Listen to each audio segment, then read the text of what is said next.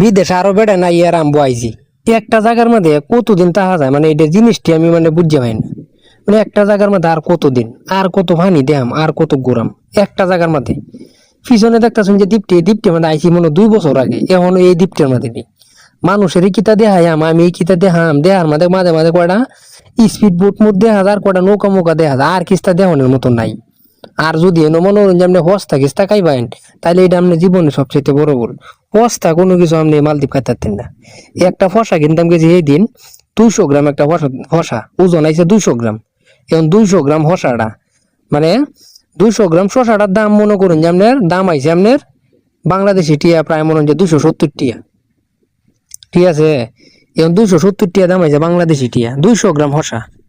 চিন্তা করেন বিষয়টা, কেমনে কি করাম কোনো বুঝি না। মাঝে মাঝে নিজে মানে কনফিউজ হয়ে যায় যে আর কত, মানে এমন একটা মানে ফেসের মধ্যে পড়ে গেছি কি মানে এর থেকে কেউ লড়ার মতো কোনো সিস্টেম পাই না।